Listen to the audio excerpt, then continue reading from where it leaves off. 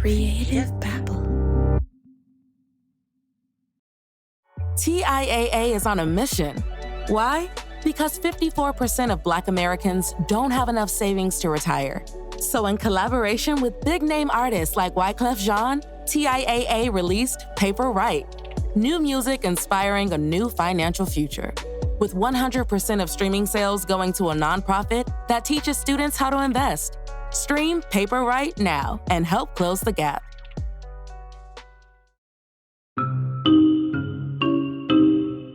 I have to warn you, this is a really off the beaten path episode.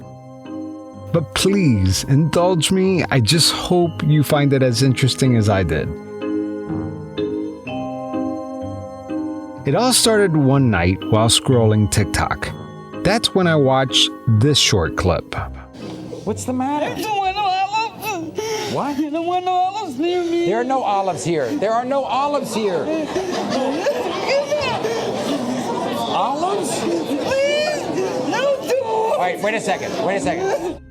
This is a clip from the Maury Povich show. You've probably seen it too, but in case you haven't, this episode features a woman named Sally. Sally is terrified. She's holding on to Maury Povich's arm so tight you could see that he's in physical pain. My God, you're holding onto my hand and you're going to pull it off. Sally's eyes are shut tight because she fears what's about to happen. Why olives? Because they remind me of dead people. Why do they remind you of dead people? Sally said it's because olives remind her of dead people. She continued to stammer incoherently. Mary, you won't let go of me. Oh, yeah. The host, Maury Povich, seems compassionate and understanding. But that was just a ploy because we all know what's about to happen next. Bring out the olives.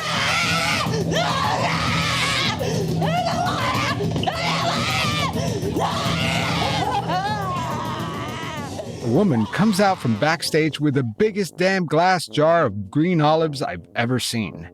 Sally books it. A cameraman chases her backstage. Then, backstage, a production person tackles Sally and tries to hold her down. Sally is terrified. This video has almost 17 million views on TikTok. It went viral because it's genuinely funny. I don't know why it's funny. It just is, you know? Maybe there's something about watching other people suffer that tickles our funny bone. But is it funny because it could be real? Or is it funny because Sally may be an over-the-top actress? I have to admit, I don't TikTok like most people. Most people would just swipe up to the next video, but not me. I got stuck. I only watched one TikTok video that night, and it was Sally's olive video. The rest of the time, I spent searching for Sally to find out if she was a real person. So, join me as I go down this rabbit hole in my search for Sally, the olive lady from The Maury Show. I'm Javier Leiva, and this is Pretend. Stories about real people pretending to be someone else.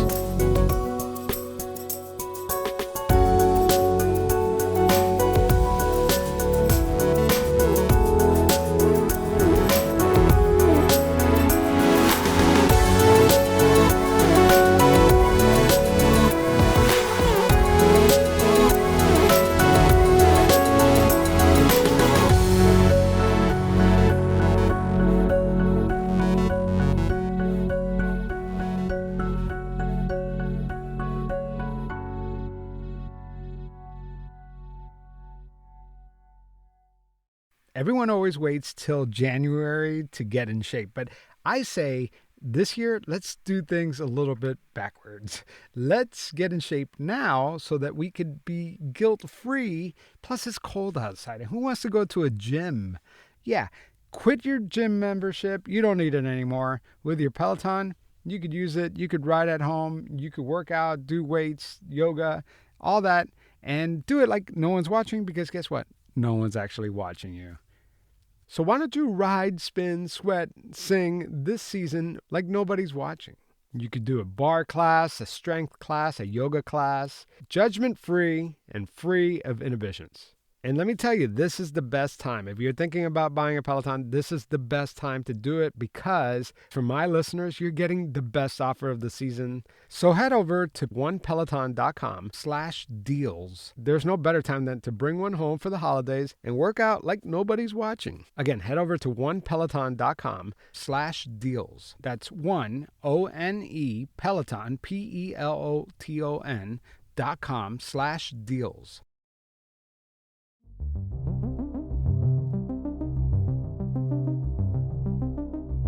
At first, I found Sally's video hysterical. You've been scared of olives. Do you eat olives? No, we can't keep them alive. Okay. Now, bring out the olives. Seriously, who's afraid of olives? How silly is that? But then I remembered that irrational phobias are actually a real thing. In fact, someone really close to me has gone through exposure therapy, and I lived through this kind of fear. So it's hard to understand from the outside, but I can tell you from experience, it's really real. I don't think my family member is making it up. Now I'm starting to feel like an asshole for finding Sally's video funny. Maybe she really does have a phobia of olives. I found the video of a doctor who explained it best. Now, I know you're wondering whether or not that's real. Can people really be scared of olives? Well, the answer is yes, you can. You see, this is a type of specific phobia.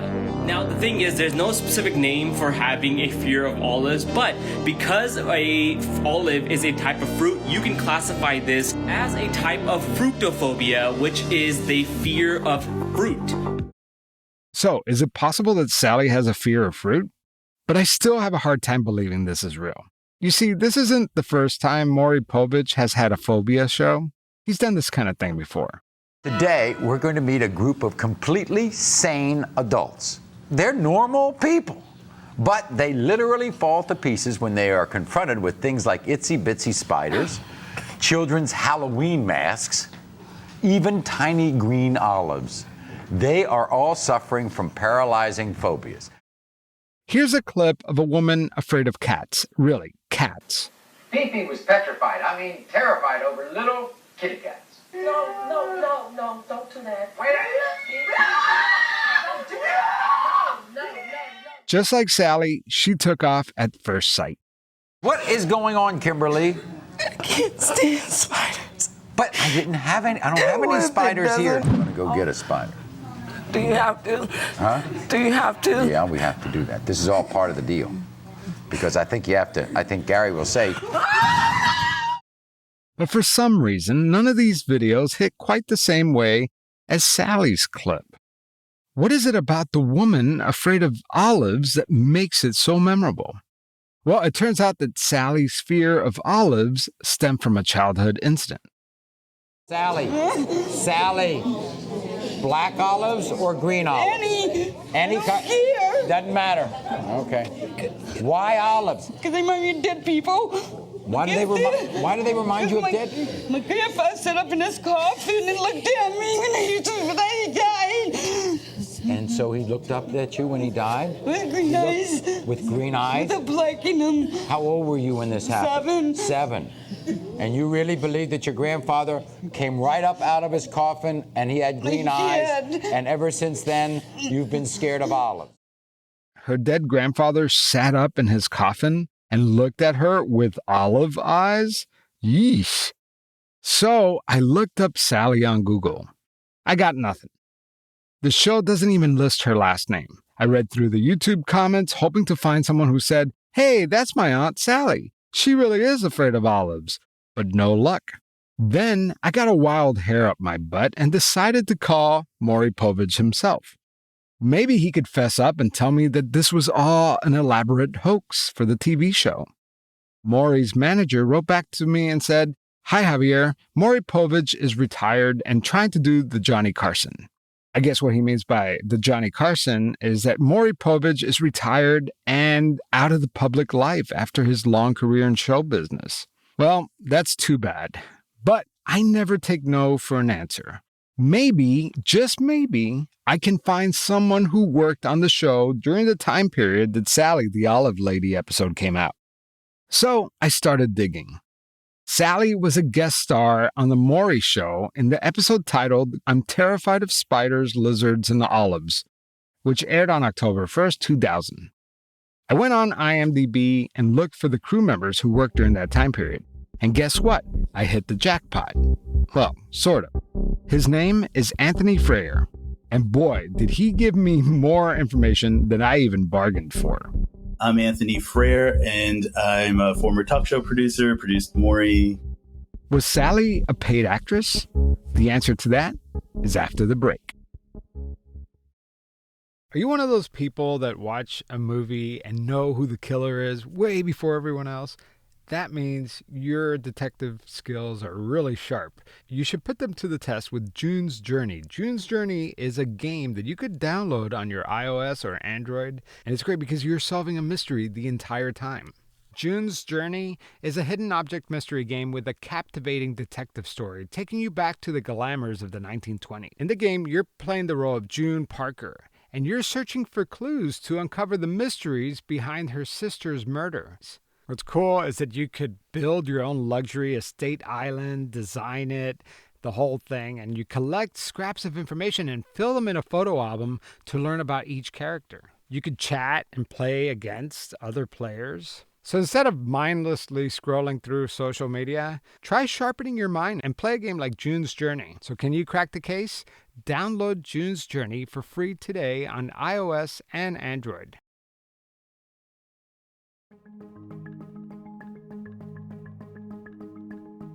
Anthony Freire produced 259 episodes of The Maury Povich Show from 1992 to 1997. He also worked on the Sally Jesse Raphael Show and later with Queen Latifah.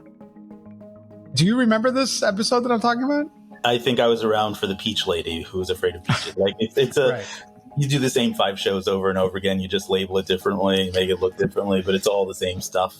Anthony Freire doesn't remember the Olive episode. Maybe it happened right after his time. So I can't tell you conclusively that Sally is real. However, Anthony was able to shed some light into the tactics and policies of the Maury Show. And this is where this unusual episode gets even more obscure. We're about to learn how these talk shows work. And I found it quite fascinating. And I don't even like talk shows, by the way. The psychological manipulation used on these shows is appalling. It's like a train wreck, and I just couldn't look away. My question was, it's like, are these guests real? Was it real the whole time, or was it real some of the time?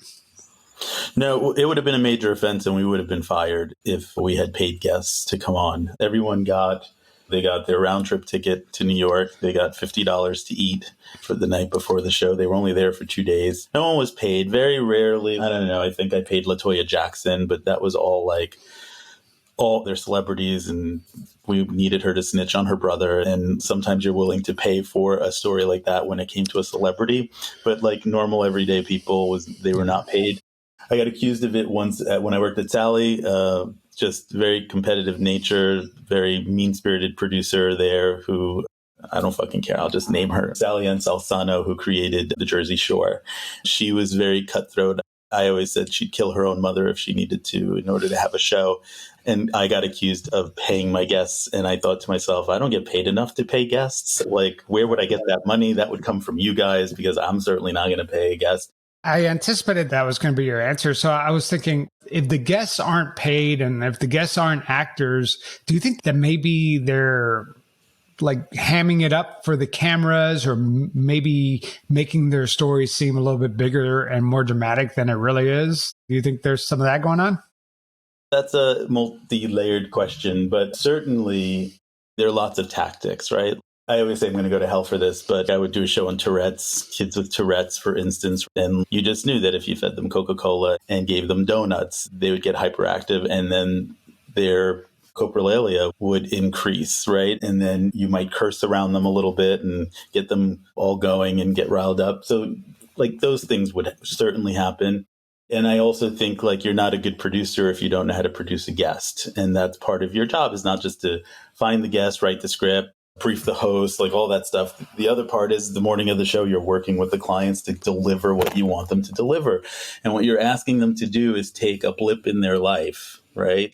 And we're asking to amplify and focus on that moment in the 3 or 4 minutes we're going to give you on TV, right? So yeah, so in some sense, they're forced to do that. So that's what I thought too, that maybe there's some coaching involved. Like you don't just like book a guest and hope that they perform, right? You have to get them in that space, is what you're saying? Sure. We just don't throw people on. We were live to tape. So 44 minutes, 28 seconds, 2.5 minute commercial, 32 commercials, right? So we didn't have a lot of time to just have people talk and then me go in and edit and get what I wanted. You gotta bring out the jar of olives and she needs to react and run down the hallway. Right. Which, as a mental health professional, I would say that is more damaging and more entertaining. That's not really how we do exposure therapy.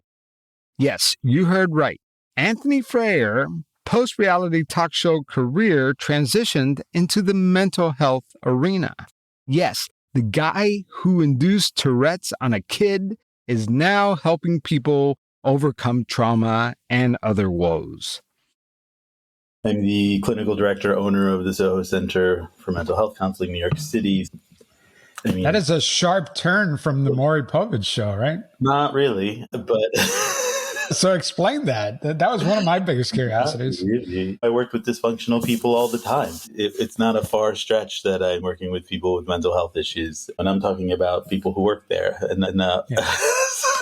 You're not even talking about the guests. Not even talking about the guests. What an interesting person that I found. You're like on both sides of this world, right? So yeah. How do you, as a mental health professional now, reflect back on your Maury Povich days? Were you guys helping these people who had this traumatic event in their life or this trauma or fear?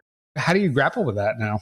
I have to remember that I was in a different role, right? And I definitely was never a producer who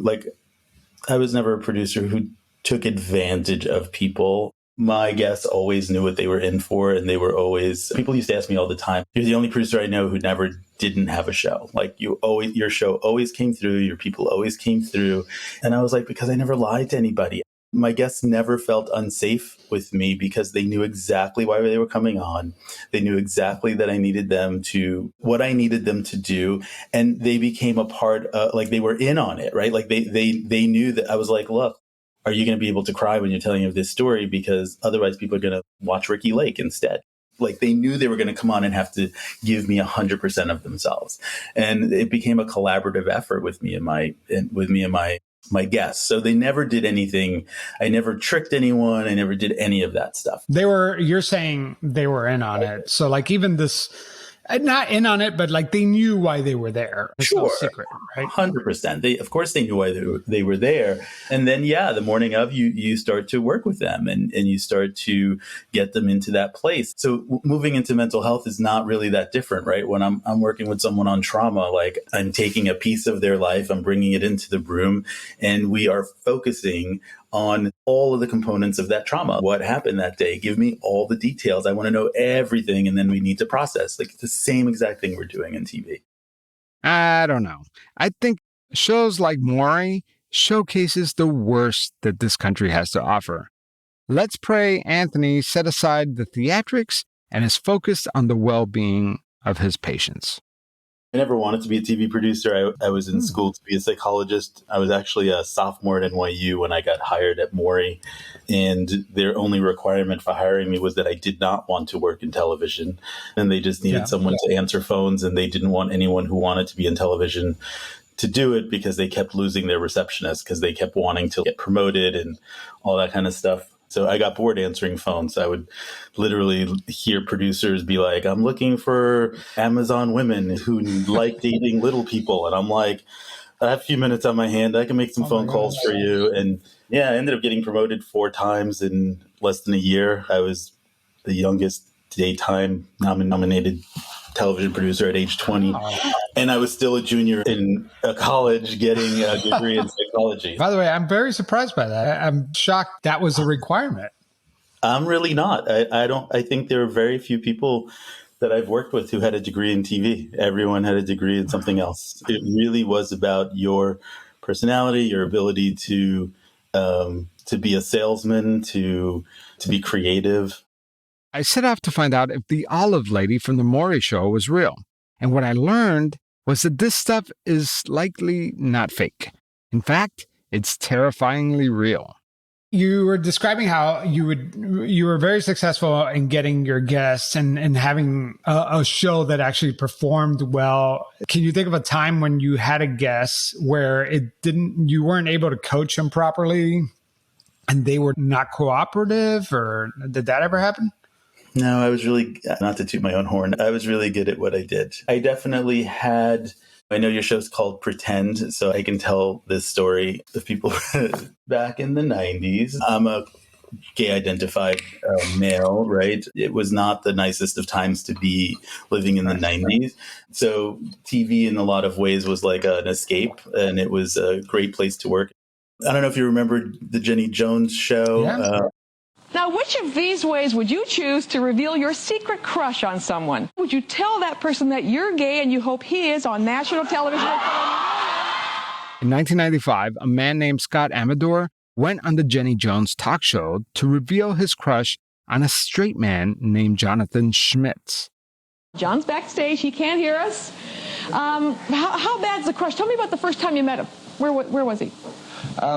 Basically, well, he was under a car working on her brake line. Yeah. And that was your first time? What was your first impression? Well, I only saw the lower half of him. You have fantasies about him? I've had a couple, yeah. Let's have John come out here and see who has the crush on him. Here's John. Jonathan Schmitz comes from backstage. He's smiling, but he's highly suspicious. Guess what? It's Scott that has the crush on you. You lied to me. Schmidt is visibly uncomfortable. Can you tell us what your status is? Are you involved with anybody, or? No, but I am definitely heterosexual, I guess you could say. 3 days after the men appeared on the Jenny Jones show, Schmidt bought a 12-gauge shotgun, drove to Amador's home, and killed him. The Amador family sued the Jenny Jones show for a wrongful death, but the show was ultimately found not liable. Scott Amador's death was not an act. Anthony Freire says that he also produced same-sex crush episodes, but he says that his approach was a bit different. The reason why none of my same-sex crush people never killed anyone is because they, again, all knew what they were coming in for. There was never a surprise. And I know at the Jenny Jones show, they just didn't tell them what they were coming on for. I always gave people the possibilities, right? I was always like, hey, someone has a crush on you. Could be a guy, could be a girl, could be a unicorn, could be a drag queen, could be whatever. If you have a problem with any of those things, tell me now. And if they were like, yeah, if it's a fucking faggot, blah, blah, blah, I'm not going to, and I'd be like, okay, I'll keep you in mind. I'll call you back. And I never would. I wouldn't use people like that on a show. I want people who are going to have fun because I want to have fun. My job's already hard, so I want to have a fun time. So I produced this same-sex crush show, and when one of the women showed up, it was clear that she might not have been a woman or not have been born a woman. And at the time, we weren't as woke as we are now. We were, even for a gay producer, I was like, ooh, this is too much, and I can't do this to the guy because that's not one of the options I had given him. So I had to go back to the guy, and I was just like, hey, there's like an issue, is this going to be a problem if it ends up being a trans woman? And he was just a cool guy. He was just like, no, I'll have fun with it. Don't worry about it. And I could tell by his demeanor that he was not going to be a jerk about it. He wasn't going to shame her. He wasn't going to do any of that stuff. And then I had to go and had to talk to the woman and say, hey, is there something you didn't tell me? And let's have that conversation now, because this could be potentially dangerous for you, dangerous for us, just not a cool thing. It's fine. We just won't tape your segment. We'll send you home. But it turns out we ended up doing the segment anyway, and it was all good. What really gets me about this whole thing is that Maury Povich used to be a serious journalist. He anchored the news in very big TV markets. That's where he met his wife, newswoman Connie Chung. Then his career took a less serious turn when he took a job hosting the tabloid television show A Current Affair. Maury had come from a current affair, and Maury still had a moral compass. I'm sure he still does today, but like at that time, it was a little bit different. We weren't even allowed to do paternity tests with him. He would not allow it. But sometime around 1998, the Maury Povich producers changed hands. Studio USA took over the production of the show from Paramount Television. Studios USA was the parent company for Sally Jessy Raphael and the Jerry Springer Show, so they had a different feel. They no longer could use the name The Maury Povich Show, so they dropped the Povich, and that's when it became the trashy show we all have come to love, The Maury Show.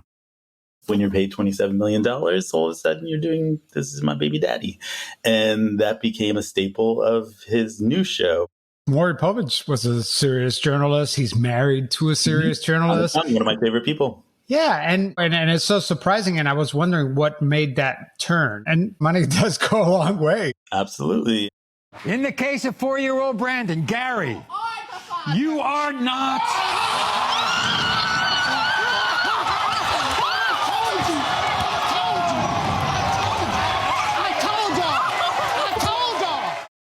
But in all fairness, the new Maury show had some standards. Not a lot of standards, but, it had some. For example, fights, like the one you see on the Jerry Springer Show.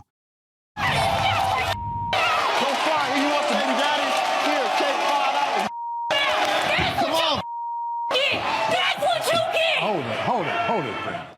Those were not tolerated on Maury. He would have stopped it. Maury would have stopped the show and not allowed us to. Yeah, that was his famous line. He would stop it and say, "This is on my show." It was a very famous line. Between you and me and the rest of the world. Did he hate it? Did he enjoy the show, or did he just hate it?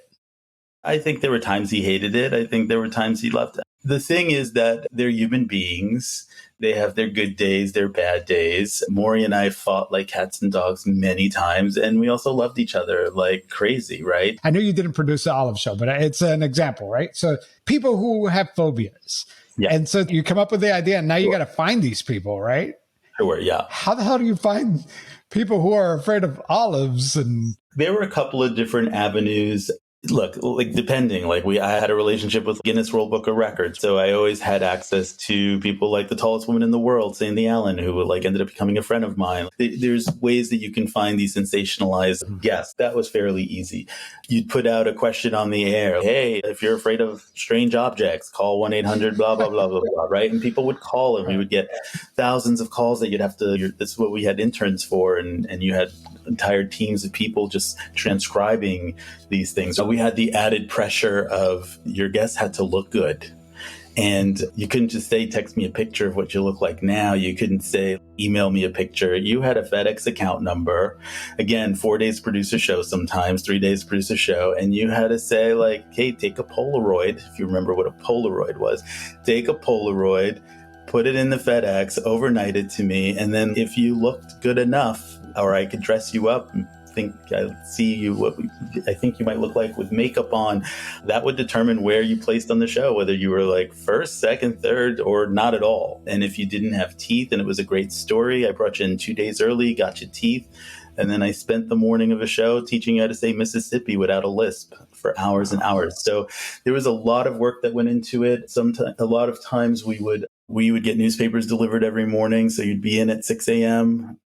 and you're reading whatever. I was in charge of Missouri and Vermont, whatever. I had my states, the other people had other states, and you just poured through newspapers and you would look for stories.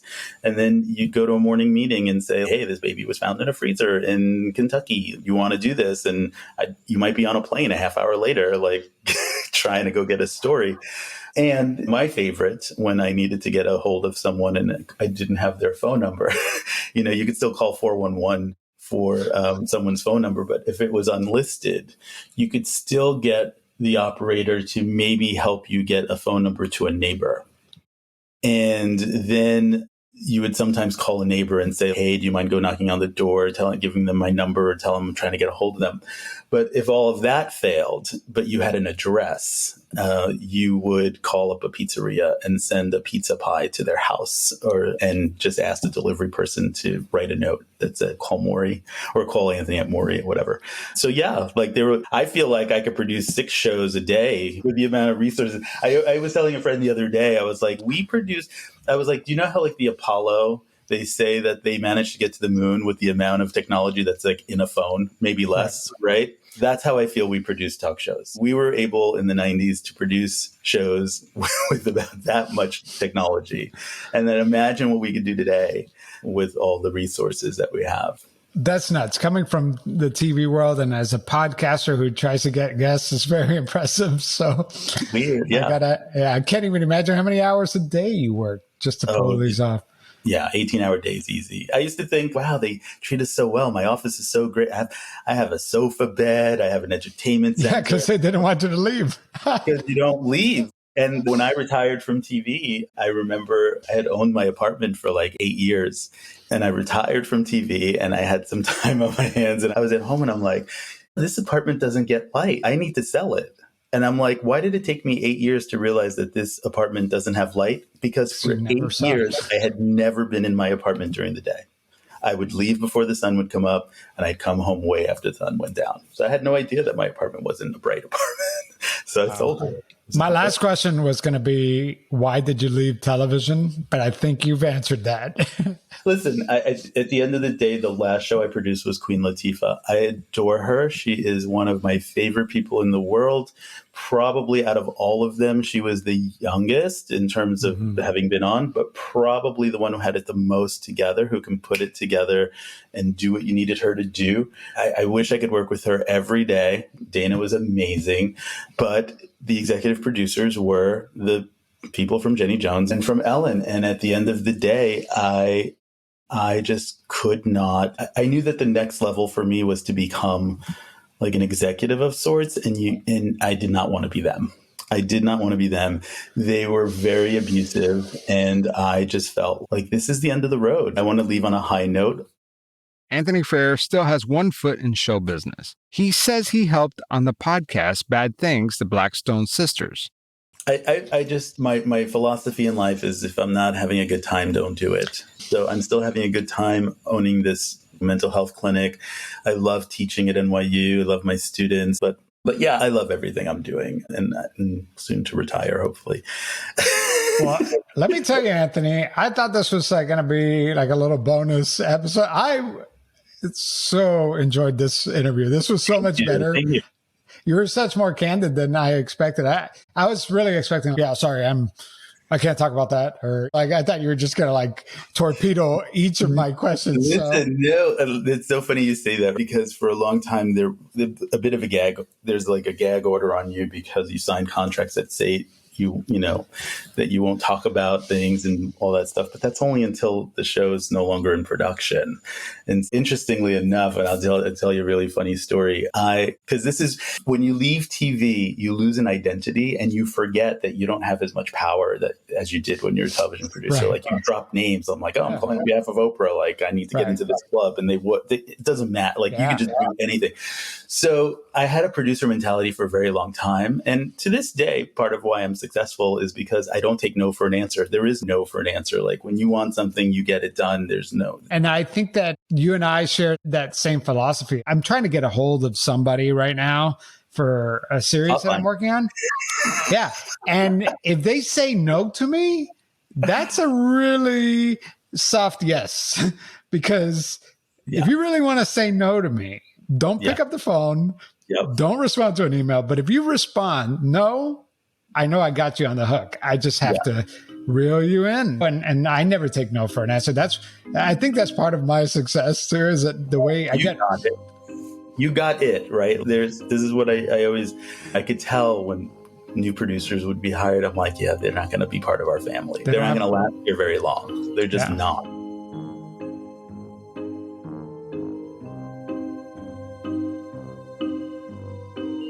So that's it for today's episode. That was a weird one. Yes, I must admit. But I found it thoroughly fascinating. I hope you did too. Tell me what you think about lighter episodes like this. Do you want me to throw some of these in every now and then? shoot me an email, javier@pretendradio.org, or you could send me a message on social media, TikTok, Instagram, Facebook, or the Facebook group. I'd love to hear what you think of the show, and I make this for you. Today's episode was written by me, Javier Leyva, and it was edited by Punith Shenoy with the Podcast Pundits. All right, talk to you next week.